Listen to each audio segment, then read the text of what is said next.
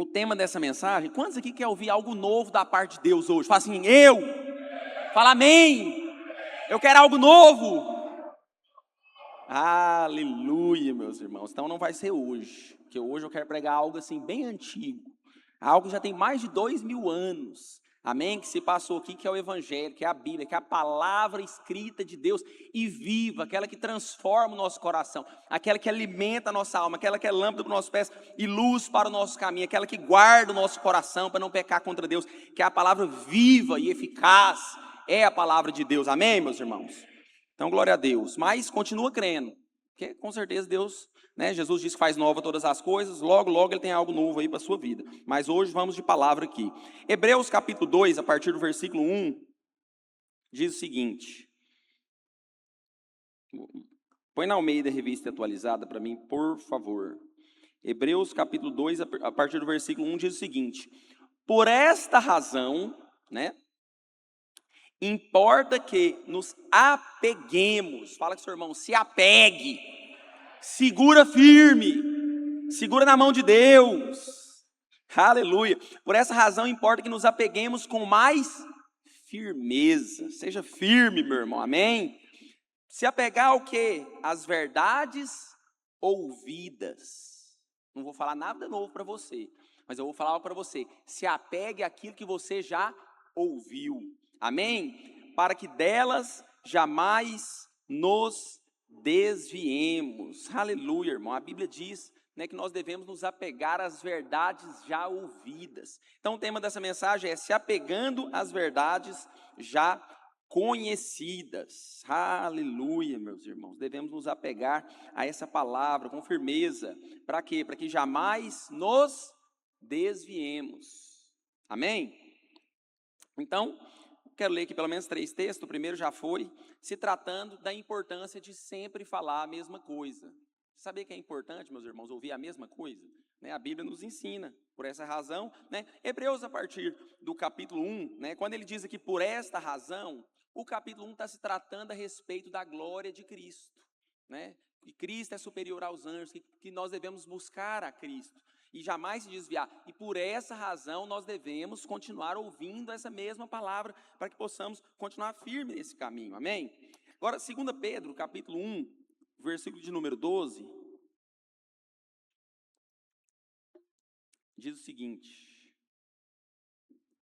2 Pedro, capítulo 1, versículo 12, uai, foi esse que eu li? Ah, não, por esta razão, está na mesma versão aí, Sim. Estou sem meu retorno igual o Josimar, estou perdido aqui, igual segue tiroteio, mas vai dar tudo certo, irmãos.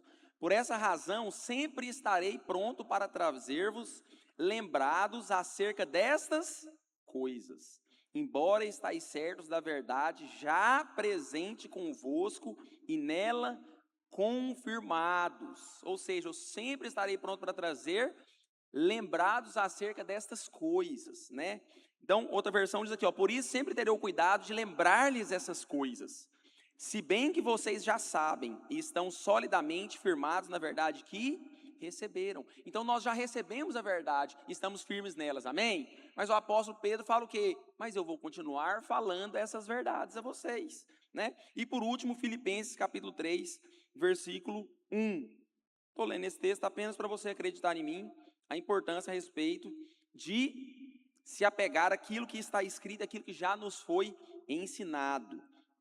O apóstolo Paulo diz o seguinte, à igreja, aos filipenses: quanto a mais, irmãos meus, alegrai-vos no Senhor. A mim não me degosta, e é segurança para vós outros que eu vos escreva as mesmas coisas. Ele está dizendo o seguinte: eu não me aborreço de escrever a vocês as mesmas coisas. Porque tem gente que se aborrece. Mas pastor, você vai pregar isso aí de novo? Mas de novo nós vamos ouvir sobre fé, de novo vamos falar de Jesus, de igreja, de salvação, de Bíblia, Mas o apóstolo Paulo fala o seguinte: eu não vou me aborrecer de falar para vocês a mesma coisa. Por quê? Porque isso é segurança para vocês. Repita comigo: ouvir a palavra de Deus é segurança para mim. Amém? Você crê nisso, meus irmãos? Aleluia. Então vamos lá. em relação a se apegar a verdades já conhecidas, eu queria pontuar aqui pelo menos 5 verdades bíblicas no qual nós já sabemos e devemos nos apegar e estar firmes nela para que haja segurança em nós. Amém, meus irmãos? A primeira é: o Evangelho é o poder de Deus. Romanos capítulo 1, versículo de número 16. Romanos capítulo 1, versículo de número 16. Diz o seguinte: pois não me envergonho do Evangelho, pois é o poder de Deus para a salvação de todo aquele que crê, primeiro do judeu e também do grego, visto que a justiça de Deus se revela no Evangelho, de fé em fé, como está escrito: o justo viverá pela fé. Amém, meus irmãos? Então, nós não podemos nos esquecer dessa verdade, irmão. Qual? Que o Evangelho, ele é o poder de Deus. Ou seja, você, meus irmãos, eu não sei se você está passando alguma dificuldade, alguma luta, se talvez você desistiu de algum sonho, ou se tem alguma enfermidade na sua vida que você tem orado e ela não tem mudado, e por orar e não ver o resultado, talvez você desistiu. Mas deixa eu falar algo para você: o Evangelho, ele é o poder de Deus. Amém? O Evangelho é a manifestação da glória de Deus na nossa vida, meus irmãos. É o poder de Deus para salvar a sua vida, para arrancar você da morte, trazer você ao reino de Deus. O Evangelho é poderoso, irmãos. A palavra de Deus transforma vida e histórias. Nós não podemos simplesmente abandonar essa verdade e simplesmente querer viver uma vida natural agora, como se nada mais fosse verdade. Como se Deus não curasse, não salvasse, as pessoas não vão mudar, o mundo vai continuar do jeito que está, as coisas não vão acontecer mais, porque é assim que tem que ser. Não, irmãos. O Evangelho é o poder de Deus. É assim que nós vivemos, somos crentes nascidos de novo, cheios do Espírito Santo, e nós não cremos naquilo que nós vemos, nós cremos naquilo que está escrito. Amém? A nossa fé é baseada na palavra. Então, dentro desse ponto aqui a respeito do Evangelho ser o poder de Deus, eu queria citar 3 coisas. A primeira é que o Evangelho cura. A primeira é que o Evangelho salva. Amém? A segunda é que o Evangelho cura. E a terceira é que o Evangelho transforma. Porque o Evangelho é o poder. Tem poder para salvar a sua alma, para curar o seu corpo e para transformar você. Ou seja, curar as suas emoções, as suas feridas. Fazer com que você seja alguém mais parecido com Cristo. Fazer com que você seja alguém livre. Que a Bíblia diz que foi para a nossa liberdade que Cristo nos libertou. Amém, meus irmãos? Essa verdade aqui, você não pode se esquecer dela, meus irmãos. Você precisa ouvir, você precisa ler e entender que essa palavra precisa gerar fé no seu coração, para você não viver uma vida natural, mas você vai viver uma vida alinhada com aquilo que Deus diz. Então, a respeito da salvação, vamos ler esse texto aqui, que está aqui em 2 Coríntios, capítulo 5, versículo 21, que diz o seguinte, 2 Coríntios 5, 21. Aquele que não conheceu o pecado, está falando do nosso Senhor Jesus Cristo, Ele, Deus o Pai, o fez pecado por nós. Para quê? Para que nele nós fôssemos feitos justiça de Deus. Então presta atenção que o Evangelho nos ensina isso, o Evangelho da graça nos ensina isso. Aquele que não conheceu o pecado, Jesus, aquele que veio em terra, não pecou. Ou seja, meus irmãos, não havia motivo para ele ser crucificado, para ele ser condenado, porque ele mesmo não pecou, ele mesmo não fez nada de errado, ele não tinha que ser punido, ele não tinha que morrer, mas Deus o fez pecado por quem? Por nós. Por quê? Porque nós pecamos, nós erramos. A Bíblia diz em Efésios que nós estávamos mortos nos nossos pecados e nos nossos delitos. A Bíblia diz que o salário do pecado é a morte. A Bíblia diz que todos pecaram e estão afastados da glória de Deus. Então eu pequei, eu tinha que ser punido por causa do meu pecado. Mas a Bíblia diz que aquele que não conheceu o pecado, Deus o fez pecado por nós. Então quando Jesus estava na cruz sendo crucificado e morrendo, ele estava morrendo no meu lugar, por causa do meu pecado. Para quê? Para que eu fosse feito justiça de Deus.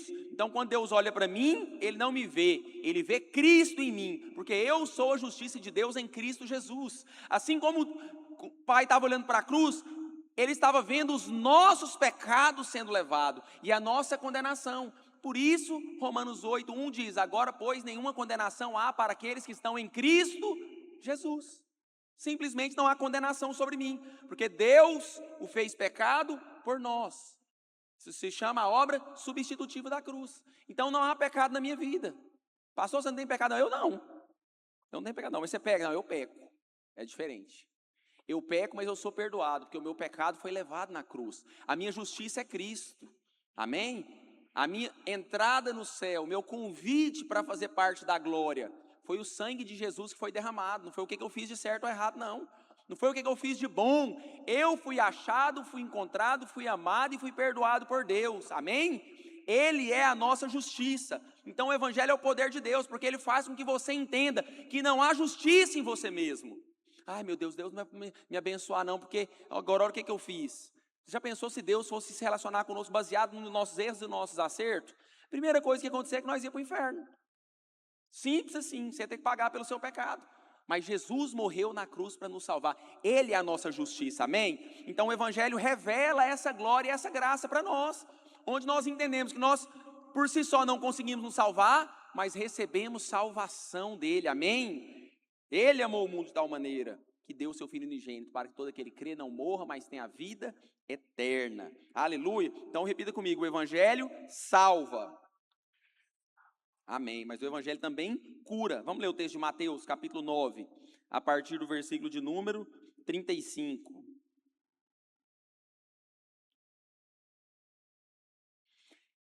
E percorria Jesus todas as cidades e povoados. O que Jesus fazia? Ensinando nas sinagogas, pregando o evangelho do reino e curando toda sorte de doenças e enfermidades. Então, o evangelho é o poder de Deus para nos salvar, mas o evangelho também é o poder de Deus para nos curar. Pastor, eu orei, mas eu não fui curado. Pois é, irmão, continua crendo, porque a palavra de Deus não vai deixar de ser verdade por causa de você, meu irmão. Quantos estão entendendo aqui? Ah, pastor, mas eu vi uma pessoa falando que se Jesus, se existisse dons de cura e as pessoas estivessem curando hoje mesmo, por que existe hospital ainda? Uai, por que existia na época de Jesus? Eu não lembro de Jesus, algum apóstolo, algum escrito falando que acabou os doentes na época de Jesus. Quem sabia que Jesus ressuscitou 3 mortos aí? Jesus ressuscitou 3 mortos. Você acha que só morreu 3 pessoas em 33 anos que Jesus estava aqui na terra? Por que ele só ressuscitou 3?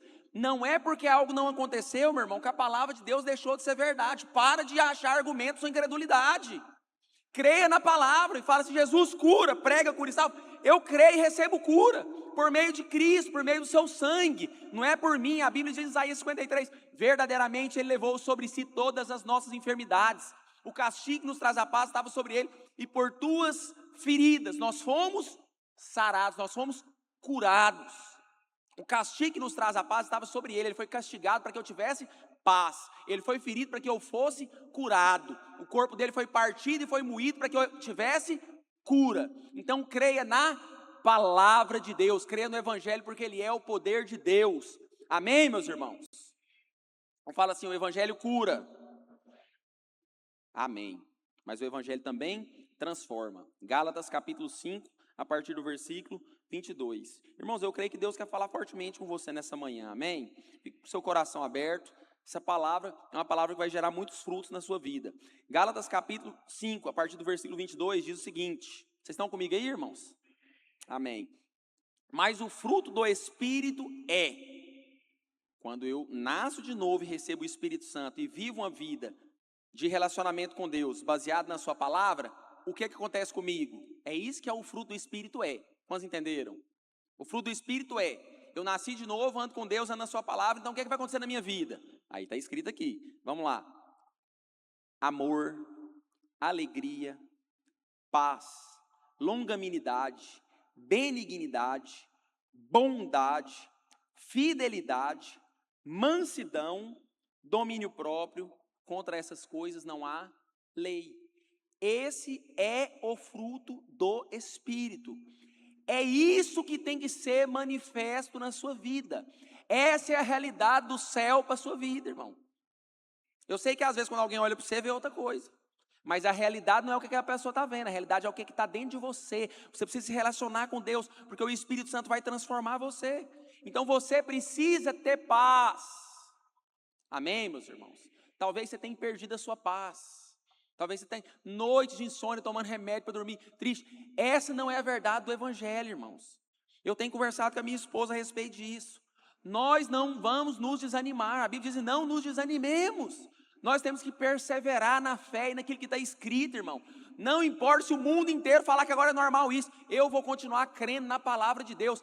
Eu tenho que ter paz. Confesse a palavra de Deus. Senhor, o teu fruto é paz. Eu vivo em paz. A minha casa tem paz. A minha família tem paz. No meu trabalho eu tenho paz. Meu irmão, alegria. Eu estava compartilhando com os irmãos no nossa conferência. Não é um semináriozinho de finanças que nós estamos compartilhando na rede de jovens. Alegria é uma das coisas mais caras que está tendo hoje na terra.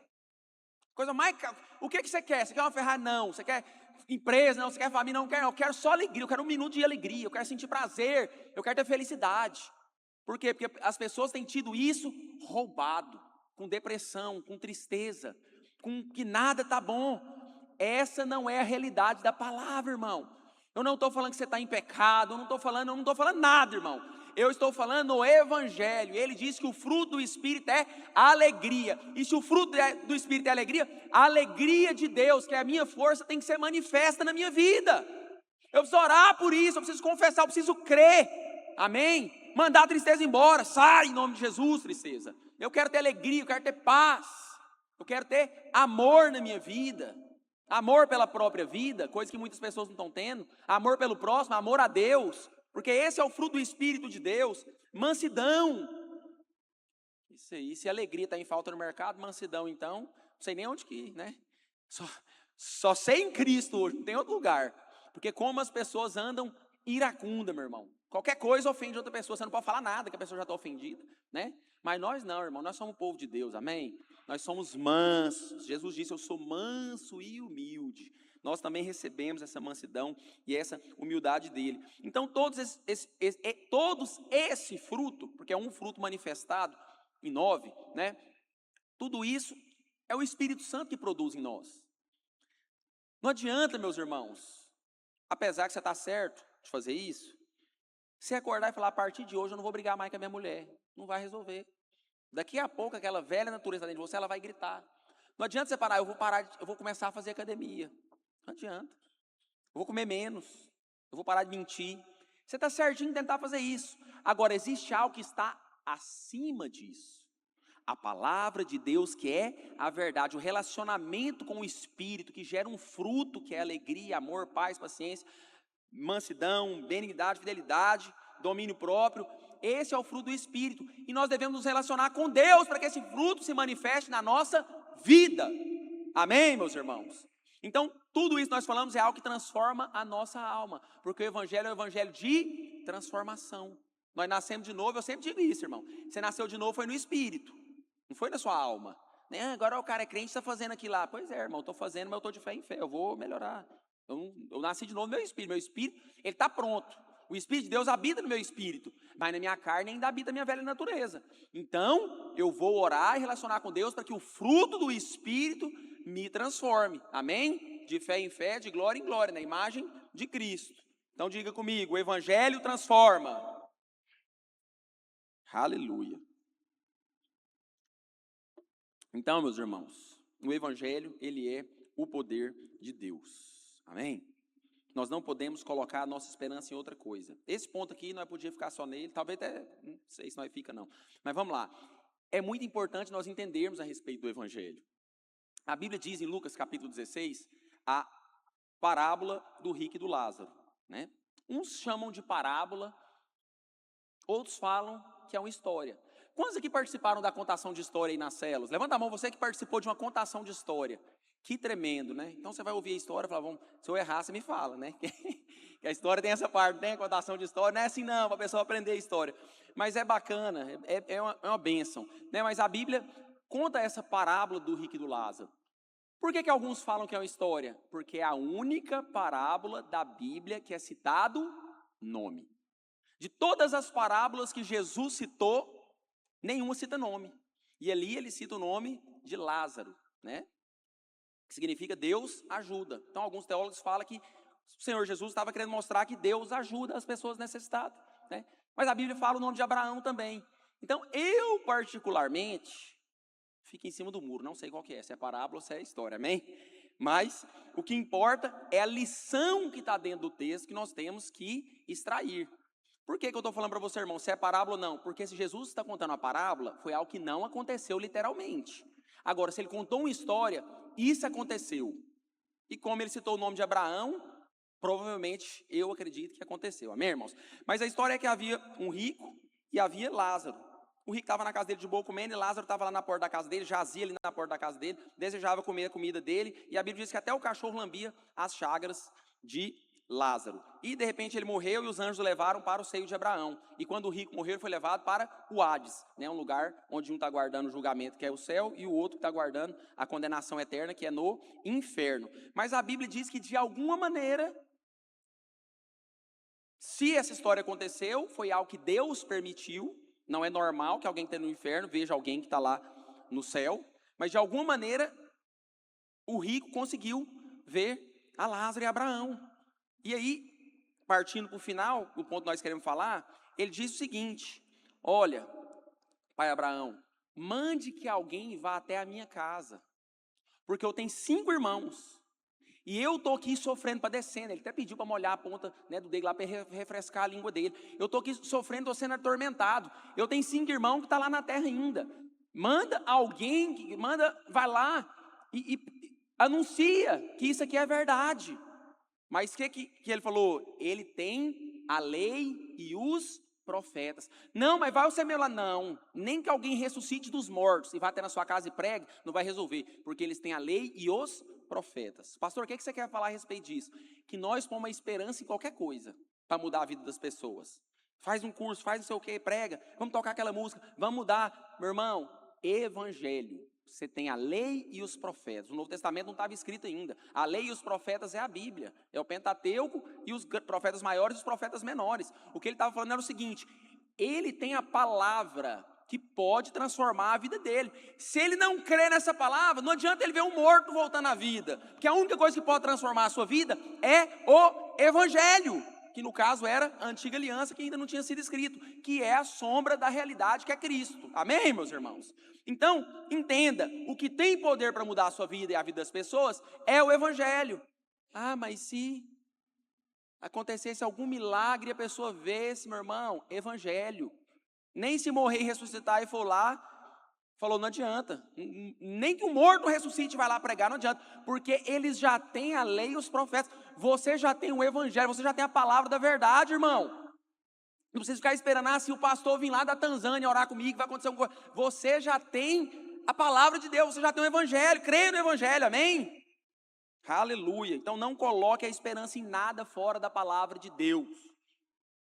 Glória a Deus. Então essa foi a primeira, né? Primeiro ponto que nós queremos compartilhar, que o Evangelho é o poder de Deus. Vamos para o segundo então, para a gente ver que a gente consegue compartilhar nessa manhã. O segundo ponto importante, uma verdade que nós não podemos nos esquecer e se apegar a ela, é que Jesus veio para os pecadores. Mateus capítulo 9, a partir do versículo de número 11. Irmão, não sei você, mas eu fico muito empolgado quando eu leio a Bíblia, irmão. Eu vou vendo a palavra de Deus e como que Deus faz as coisas, e como nós devemos viver, e como que essa palavra da vida nos orienta, abre o nosso coração, gera fé, nos muda por dentro, nos salva pessoas. Aleluia, amém, meus irmãos? Isso é poderoso. Mateus 9:11 diz o seguinte: ora, vendo isso os fariseus perguntaram aos discípulos: por que come o vosso mestre com os publicanos e pecadores? Ou seja, Jesus tinha chamado Mateus, que era um coletor de impostos, e foi na casa dele e sentou para comer com ele. Quem que ele chamou? A turma dele, que você já sabe onde que eles habitam hoje, né? Chamou aquela turma toda para sentar ali e para comer com eles. Agora olha o versículo de número 12, né?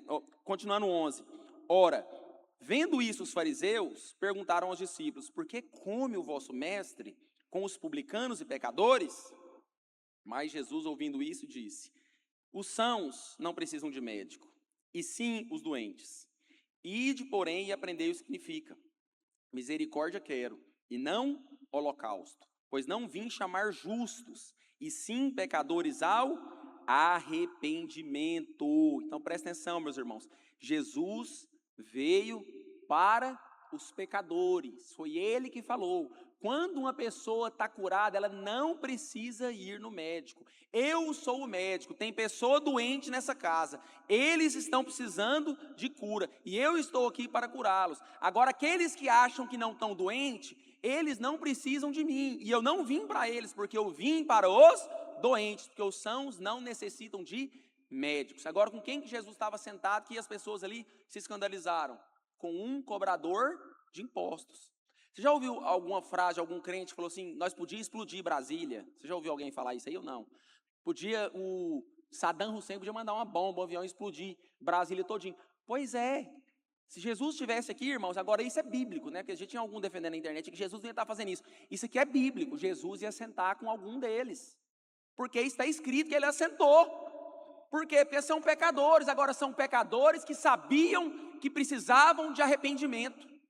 Você está entendendo? São pessoas que sabiam que não conseguiam se salvar por si própria. Então, irmãos, nós precisamos entender que igreja não é 4 paredes, não é prédio.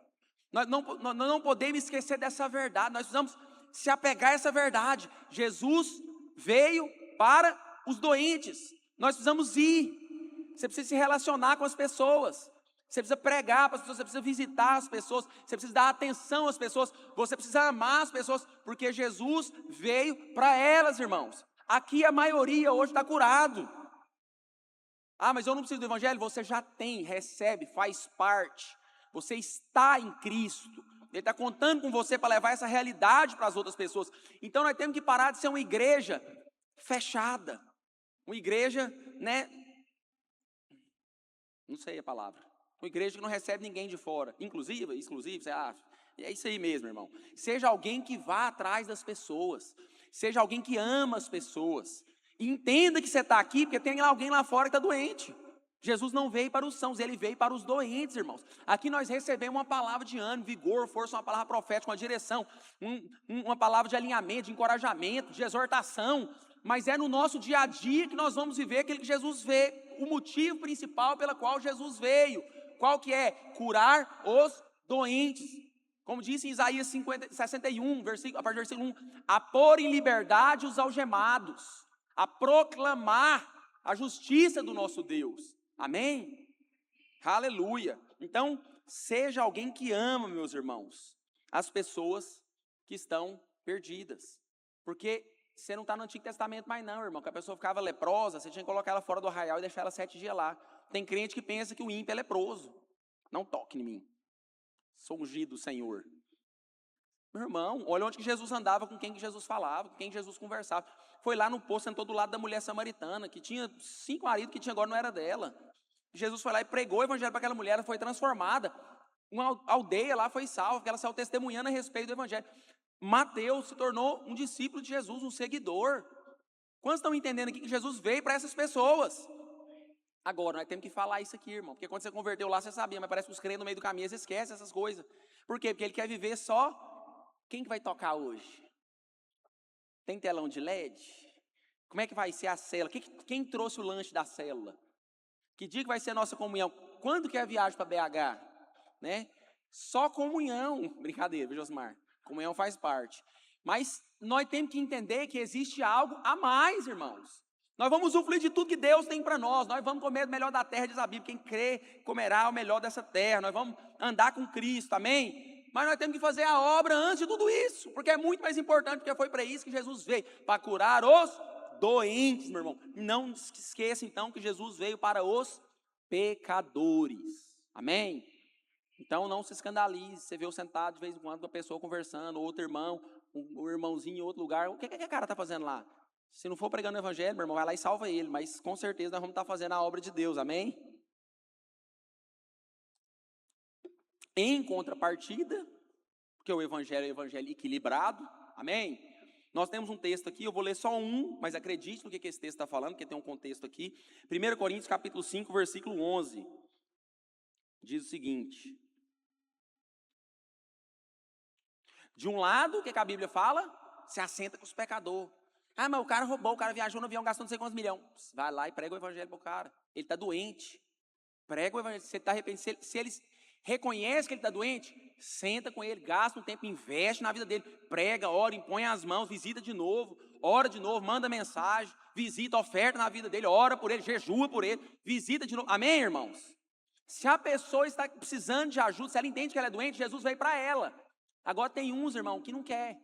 Que é esse caso que nós vamos ver aqui agora. Aí a Bíblia te dá outra orientação. Então você precisa conhecer a Bíblia para saber como se comportar no seu dia a dia, amém? É por isso que a palavra de Deus foi escrita e nós temos que nos apegar a ela. 1 Coríntios capítulo 5, versículo 11 diz o seguinte: mas agora vos escrevo, aleluia, o diabo está furioso, brincadeira, só um vento.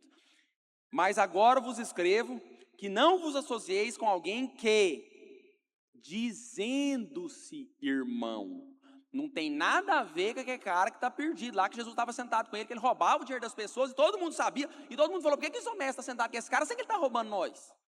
Então ele está apoiando o roubo agora, mas Jesus falou o quê? Está doente, deixa o papai trabalhar, deixa eu medicar, deixa eu dar uma prescrição aqui, ó, lê aqui, ó, Mateus capítulo 6, Jesus estava ensinando a verdade, liberando palavras de cura para aquele homem, amém? E é isso que nós devemos fazer também, mas agora é diferente, né?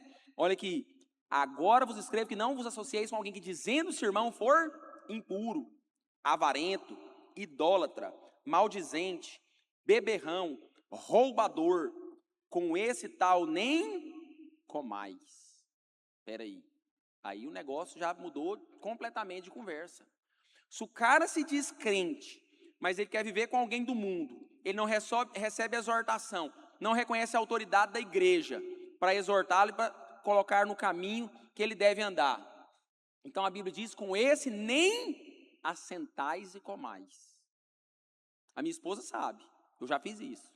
Crente, falei: não, essa pessoa não, eu não como mais com ela. Não tenho comunhão mais com essa pessoa. É isso que a Bíblia ensina. Eu não posso me associar com alguém que se diz ser de Deus e quer viver uma vida.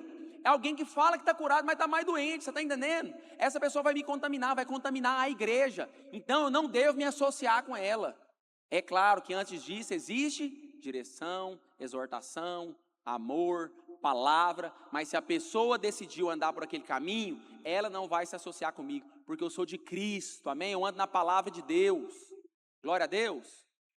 Pastor, essa palavra é dura. Não, irmão, essa palavra é para salvar você. Porque essa pessoa vai levar você para onde ela está indo. E você vai achar que isso é normal na igreja, porque tudo é normal em 2026. O que não é normal hoje? Fala para mim. Eu quero saber o que não é normal hoje. Ninguém escandaliza com mais nada. Pode inventar qualquer coisa, você vai lá na internet, já tem há muito tempo. Já inventaram, todo mundo, ninguém está nem aí, o povo está tudo doido. Mas nós estamos em Cristo e sabemos que Jesus é um médico e Ele veio para os doentes. E nós vamos trabalhar para que a cura dele chegue até essas pessoas. Nós vamos ser usados porque nós somos a igreja do Senhor Jesus. Amém? Glória a Deus. Terceiro ponto. Nós somos o corpo de Cristo. Pastor, mas essa aí era fácil. Você não precisava nem ter lembrado, não. Meus irmãos, tem gente que precisa ouvir isso aqui. Vamos ler 1 Coríntios capítulo 12, versículo de número 27, que diz o seguinte: ora, vós sois corpo de Cristo. Português, interpretação de texto. Você é o corpo de Cristo? Não, você não é o corpo de Cristo. Quem é o corpo de Cristo? Vós. Ninguém é corpo sozinho. Você sozinho é o quê?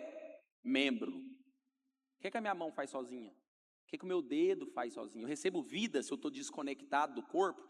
Então, a igreja do Senhor Jesus é um corpo. Isso é claro, teologia básica, qualquer coisa.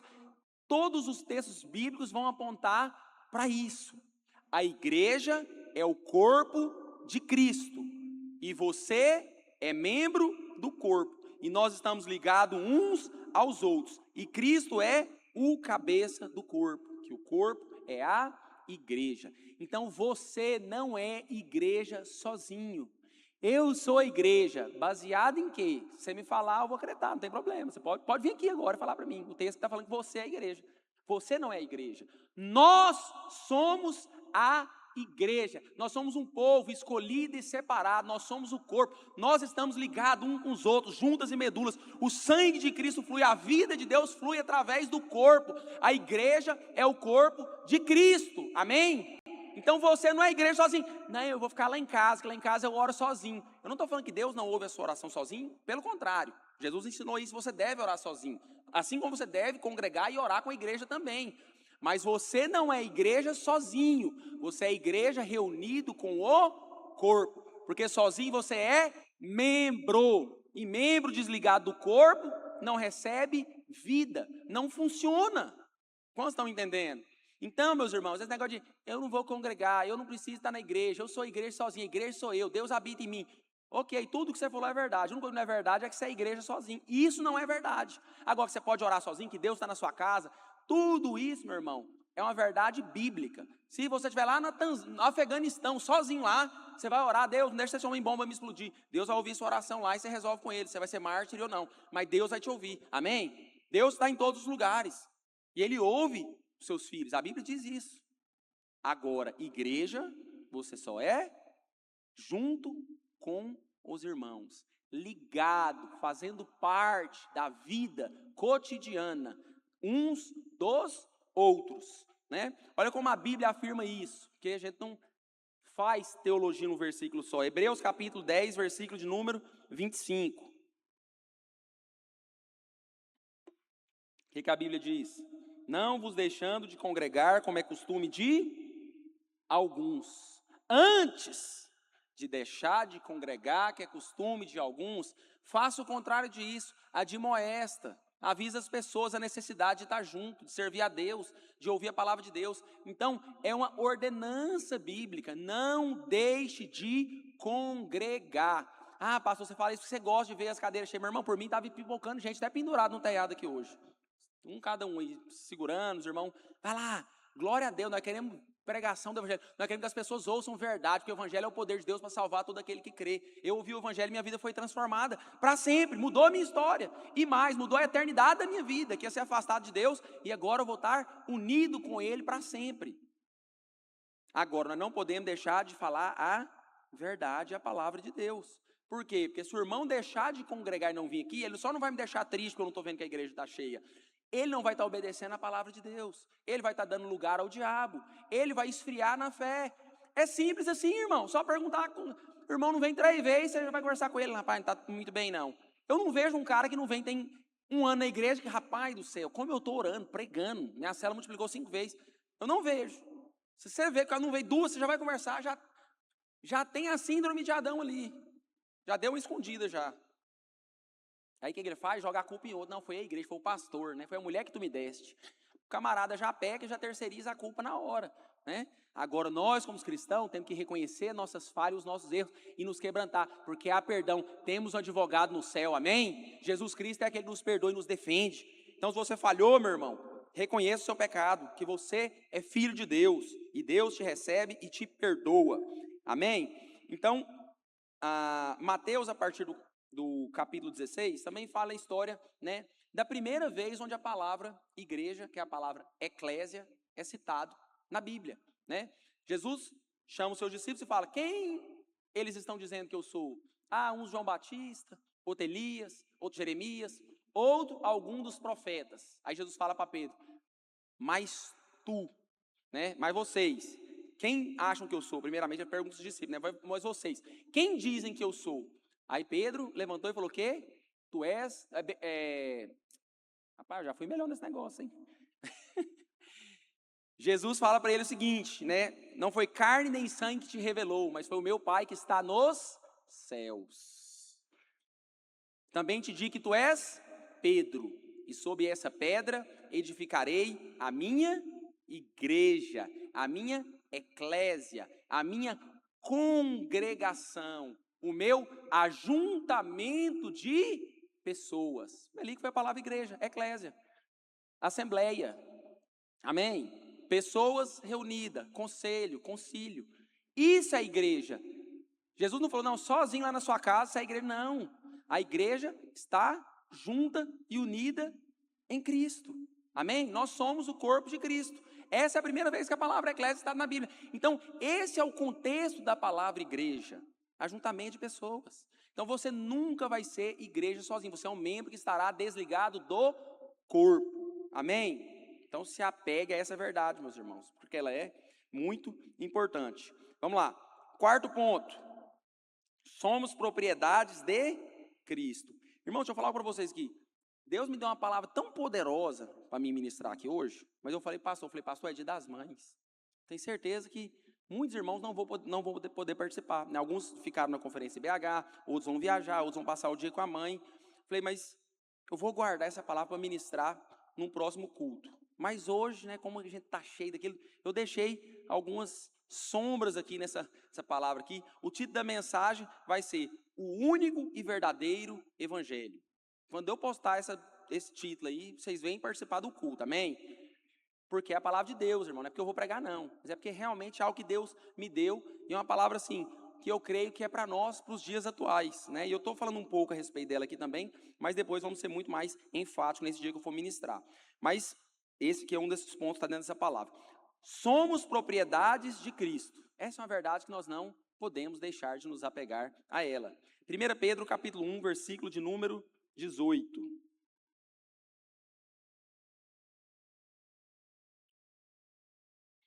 Diz o seguinte: sabendo que não foi mediante coisas corruptíveis, como prata ou ouro, que fostes resgatado do vosso fútil procedimento que vossos pais vos legaram, mas pelo precioso sangue. Presta atenção. Você foi comprado da maneira fútil que você vivia. Você tinha uma vida totalmente contrária àquilo que Deus espera de você. Você vivia no pecado, você estava morto, afastado de Deus. E não foi com qualquer preço que você foi comprado. Versículo 19. Mas pelo precioso sangue, como de cordeiro, sem defeito e sem mácula. O sangue de Cristo, conhecido com efeito antes da fundação do mundo, porém manifestado no fim dos tempos por amor de vós, que por meio dele tende fé em Deus, o qual ressuscitou dentre os mortos e lhe deu glória, de sorte que a vossa fé e esperança estejam em Deus. Então presta atenção, nós não fomos comprados, irmão, com qualquer coisa, foi o sangue de um cordeiro puro, alguém sem nenhum defeito, irmão, largou o céu e veio aqui e foi crucificado, morto, derramou o sangue dele naquela cruz, para comprar você da sua fútil, inútil, vergonhosa maneira de viver que você tinha.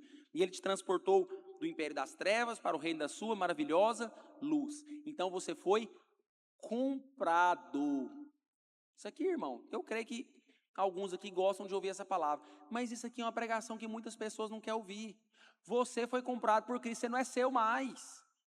Você não pertence a você mesmo. Você estava perdido e você foi comprado por um alto preço, meus irmãos. E foi pelo sangue do Cordeiro de Deus que tira o pecado do mundo. Ele morreu e com o sangue dele ele nos comprou. E agora nós somos dele. Ah, meus irmãos, isso aqui muda tudo. Isso aqui muda tudo na sua vida, irmão. Toda murmuração, tudo que você tem projetado, é coisa da sua cabeça, meu irmão. Vai orar e entender o que é que Deus quer da sua vida. Por que tanto problema? Por que tanta coisa? Porque as pessoas estão inventando coisas que Deus nem mandou elas fazer. Você foi comprado por Deus, você faz parte de Cristo, você é dele, você tem que obedecer a ele, a palavra dele, não é fazer o que você quer, meu irmão. Faz o que você quer, depois você estribuncha lá. Está lá todo arrebentado, caminho errado, torto. Claro, o Senhor está aqui, amém? Ele nos ama e vai te conduzir. Agora, anda naquilo que Deus destinou a você, para que você tenha paz, para que você manifeste o fruto do Espírito. Amém, meus irmãos? 1 Pedro 2,9. E vamos falar mais um pouquinho a respeito disso daqui a pouquinho. Vós, porém, sois raça eleita, sacerdócio real, nação santa, povo de propriedade. Já viu falar? Comprei uma propriedade. Você vai lá no cartório, registra, põe o dedo lá agora, sai a escritura, você paga o ITBI, paga o registro do imóvel, paga mais imposto, porque esse cara que estava sentado com Jesus, não fique com raiva deles, vamos amar eles, Jesus veio para os doentes. E aí o que acontece? Aquilo passa a ser seu. Então você é uma propriedade exclusiva de Deus. Você não é de você mesmo. Sabe por que as pessoas reclamam tanto da vida? Porque a vida é delas. Por isso que elas reclamam. Ah, não está dando certo isso aqui. Pois é sua. Entrega para Cristo, faz o que Ele quer. Anda dentro da perfeita vontade dEle, meus irmãos. Amém? Conforme Ele predestinou a você. Para andar na presença dEle. E aí você vai viver o melhor de Deus na sua vida. Ainda que passando por tribulação, por qualquer outra coisa, mas você vai entender, a vontade dele, eu estou nele, e é isso que importa. E é assim que os apóstolos viviam, e é assim que a Bíblia nos ensina, que a igreja primitiva vivia, e é assim que nós temos que viver na sua perfeita vontade. Amém? Filipenses capítulo 2, versículo 8.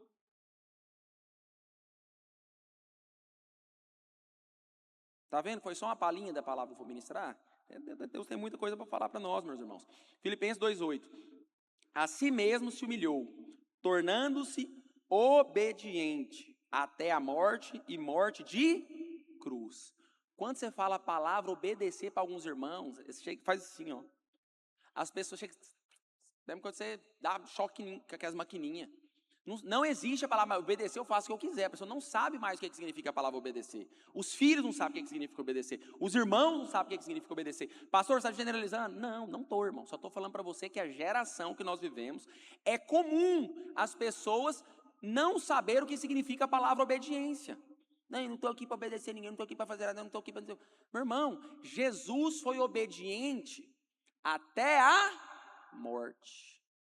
Estava pregando, os irmãos estavam aqui na reunião lá em casa. Falei, qual que é o limite da nossa fidelidade a Deus? A Bíblia ensina.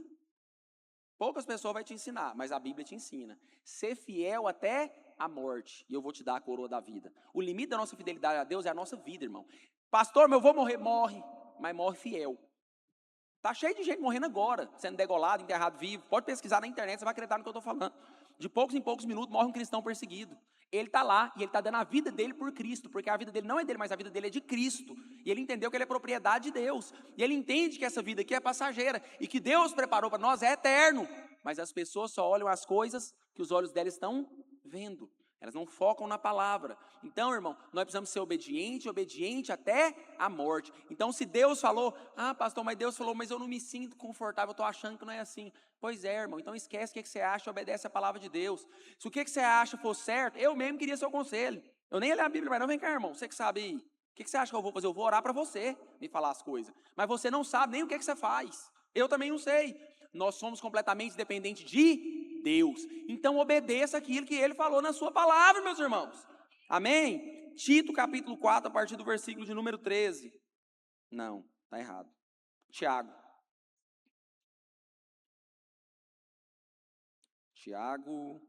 4, 13. Vamos lá.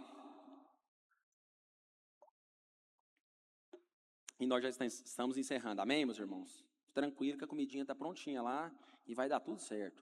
Atendei agora vós que dizeis, hoje ou amanhã iremos para a cidade tal, e lá passaremos um ano, e negociaremos, e teremos lucros. Vós não sabeis o que sucederá amanhã. Que é a vossa vida? Sois apenas como neblina, que aparece por um instante e logo se dissipa. Em vez disso, devias dizer, se o Senhor quiser, não só viveremos, como também faremos isso ou aquilo. Parece que as pessoas não sabem que está escrito isso na Bíblia mais. Por quê? Porque elas projetam tudo aquilo que elas querem fazer. Eu vou casar com tal, eu vou comprar tal, eu vou vender tal, eu vou morar tal, eu vou abrir tal, eu vou cursar tal, eu vou fazer tal, eu vou ir para a igreja tal, eu vou sair da igreja tal, eu vou fazer não sei o quê. Em vez de fazer o quê? Entender que a vida dela não pertence a ela, e quando ela for tomar alguma decisão, o apóstolo Tiago está falando o seguinte, ore a Deus e fale, Senhor, se for a tua vontade que eu faça isso, que se cumpra na minha vida. Quantos estão entendendo? Mas a questão da obediência foi o que eu falei. Parece que é um preço muito alto para a geração de hoje. Então as pessoas têm dificuldade de buscar Deus, né? Então, você não é dono da sua vida, amém? Repita assim comigo, eu não sou dono da minha vida. Pastor, mas Deus deu a vida para cada um cuidar da sua. Pois é, isso não é versículo bíblico não, irmão. Se você quer cuidar da sua vida, o Senhor respeita. Foi lá, chamou o jovem rico, veio e me segue, terá um tesouro no céu. Ficou tristinho porque tinha muitas propriedades. Ok, perdeu a bênção. Jesus foi lá e falou para ele. Jesus, não, mas eu estou mandando você me seguir. Não, está escrito na Bíblia, irmão. O jovem pegou, ficou triste ainda. Ficou triste. Porque ele falou, eu quero os dois, né? Mas só existe um caminho, amém? Ou é avareza, ou é mamon, ou é Cristo. Você não pode servir a dois senhores, senão você vai agradar um e vai desprezar o outro. Você não pode viver uma vida lá no mundo e querer viver a vida na igreja. Por isso nós não podemos associar com essas pessoas. Isso se chama mistura. E crente é separado. A palavra santo significa separado, porque o Senhor nos arrancou do império das trevas e nos trouxe para o reino da sua maravilhosa luz. Nós fazemos parte da eclésia, da igreja, de um povo separado, escolhido e adquirido por causa da misericórdia de Cristo. Amém? E quinto e último ponto para a gente encerrar, Cristo é o centro do evangelho. Amém? Pastor, por que Cristo é o centro do evangelho? Porque tem irmão que pensa que é ele que é o centro do evangelho. Tá vendo? Eu não dou conta, eu tenho que dar umas palhinhas da palavra, irmão. Né? Ele vem no culto, aí o louvor tem que ser o que ele quer, para agradar ele. A palavra tem que ser do jeito que ele quer. Ele não entendeu que o culto é para Deus. Quando você vinha aqui, irmão, você está vindo aqui cultuar a Deus. Ah, mas lá na igreja não sei o quê, mas Deus está gostando, irmão? Você orou e perguntou a ele? Fala para nós, se não tiver, nós oramos junto e vamos mudar. Agora, se é você, irmão, o culto não é para você, o culto é para Deus. Ainda que você participe, glória a Deus pela sua vida, queremos que você fique aconchegante, colocar um ar-condicionado, um microfone para você nos ouvir melhor. Tentamos fazer tudo da melhor maneira possível. Mas isso aqui é para que você cultue melhor a Deus. Para que o nome dele seja glorificado, para que a palavra dele seja ensinada, e não por causa da sua vontade, porque que você acha, porque que você pensa, porque que você quer, porque a igreja tal, fulano tal. Meu irmão, nós não estamos nem aí para isso aí, você está entendendo? Nós estamos aqui para fazer a vontade de Deus. Sabe por quê? Porque ainda com o morto ressuscite, vai lá na sua casa, o que manda é a lei e os profetas, irmão. Não adianta nós fazer nada aqui se nós não pregarmos a palavra. Não adianta ter cambalhota, ter bola de fogo. O que adianta é ter verdade bíblica, evangelho, poder, porque ele entra, ele penetra mais do que a alma e o espírito, e ele traz transformação real para a sua vida. Amém? Então é isso que importa. Está cheio de gente sendo agradada em tantos lugares. Né? Vai no hotel 5 estrelas, chega lá aquela cama, lá, pois é, te agradou, daqui a pouco você vai embora. Tem tanta coisa que agrada você, mas ninguém vive só de ser agradado de coisa boa. Você quer vida. Amém? Você quer o rio de Deus fluindo dentro de você. Você quer andar na presença, você quer ouvir a Deus, você quer viver a vida de Deus. Então, para isso, nós temos que compartilhar a palavra de Deus. Então, Cristo é o centro do evangelho. O homem está tentando se colocar no centro. As pessoas estão pensando que o culto é para ela. E tudo tem que ser da forma dela, para ela gostar e ela voltar. Só que quem tem que gostar é Deus, irmão. Porque se Deus gostar, a unção vem, o poder vem. Ele manifesta. Porque eu não convenço ninguém, mas a Bíblia diz que o Espírito Santo convence o homem do pecado, da justiça e do juízo. E se ele convencer você, meu irmão, eu não consigo te desconvencer mais. Eu posso desviar, posso falar que eu menti a vida inteira, ser pastor. Você fala, não estou nem aí para você. Eu estou cheio do Espírito, eu nasci de novo, Deus falou comigo, e essa palavra que me guarda, nada mais pode abalar a minha fé, amém, irmãos? Então é isso que você precisa, palavra viva de Deus no seu Espírito. Eu li esse texto ou não? Efésios 1:9, Efésios 1, capítulo 9.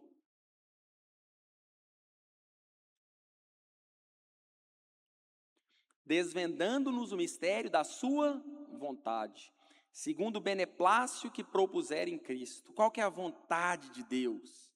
Qual que é a vontade de Deus?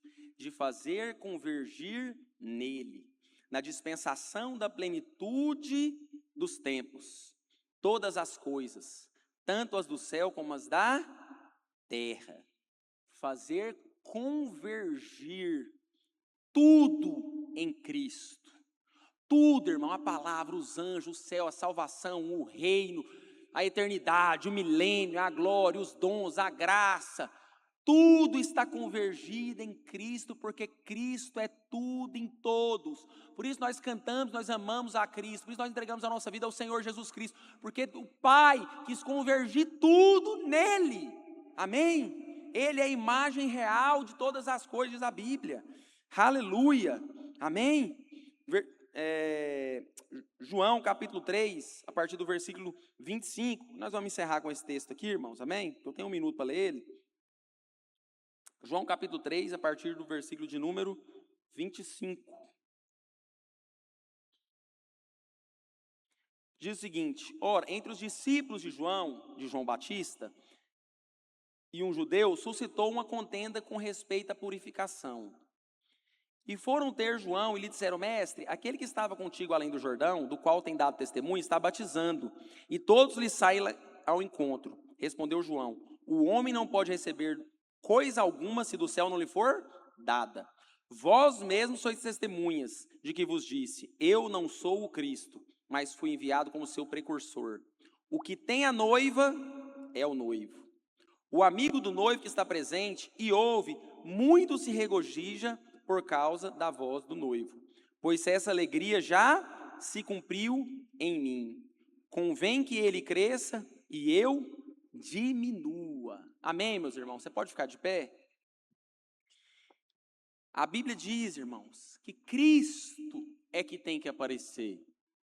Cristo, João Batista tinha um ministério poderoso, irmão. João Batista, o próprio Jesus falou que de nascido de mulher não teve nenhum profeta maior que João Batista. Mas quando chegou Jesus, João Batista falou o quê? Que ele cresça e eu diminua.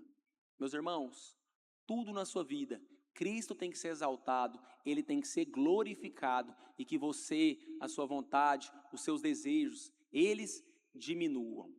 Amém, meus irmãos? Esse é o desafio nosso como pastor, como líder, como cristão. Pregar a palavra para que a palavra dele mude a vida das pessoas, para que a verdade dele seja revelada, para que o evangelho toque o coração das pessoas. Amém? Cristo é tudo em todos. Amém? Vamos orar, feche seus olhos agora, vamos orar. Senhor Jesus, nós te louvamos e te agradecemos por esse culto, Senhor. Te louvamos pela tua palavra poderosa que tem poder para transformar nossa alma, Senhor. Tem poder para nos curar, tem poder para nos salvar, Senhor. E nessa manhã, meu Deus, a minha oração, e creio que a oração dos irmãos, é que a nossa vida está completamente entregue nas suas mãos, Senhor. Que seja feita a tua vontade e não a minha, Senhor. Que o Senhor cresça em mim, que o Senhor cresça nos meus irmãos, que o Senhor cresça na nossa igreja, no nosso ministério, na nossa família, que o teu nome seja revelado, que o teu nome seja exaltado, porque o Senhor é tudo em todos. O Senhor é a pedra angular, Jesus. O Senhor é a raiz de Davi, o leão de Judá. O Senhor é o Cordeiro de Deus que tira o pecado do mundo. O Senhor é o alfa e o ômega, o Senhor é o primeiro e o último, Jesus. Aleluia, o Senhor é a estrela da manhã, o Senhor é o sol da justiça, o Senhor é aquele que era, é e há de vir. Nós louvamos o teu nome nessa manhã, Senhor Jesus. Nós exaltamos e engrandecemos a ti, o único digno de adoração, o único digno do nosso louvor, da nossa rendição, o único digno do nosso joelho dobrar e a nossa língua confessará que o Senhor é o Senhor de todas as coisas. Senhor, obrigado por essa palavra, Jesus, que possamos nos apegar a ela, Jesus, a tantas outras verdades na tua palavra, Senhor, para que possamos nos firmar e continuar firme, jamais se esquecer do teu ensino, da tua direção, do teu alimento, que possamos ser fortalecidos por essa verdade, possamos sair daqui edificados, Senhor, prontos para fazer a tua vontade, Senhor. Essa é a semana de encontro, Senhor, nós possamos entender que há tantas pessoas doentes lá fora, Senhor, tantas pessoas passando por dificuldade, sofrimento, tristeza, mas o Senhor veio para cada uma delas, Senhor. Que nós possamos ser usados, o Senhor nos encha do teu Espírito, coloque a tua palavra na nossa boca, que possamos, Senhor, ser usados para expandir o teu reino nessa terra, para que o teu nome seja glorificado, em nome de Jesus, amém? Você pode aplaudir forte o nome do Senhor Jesus?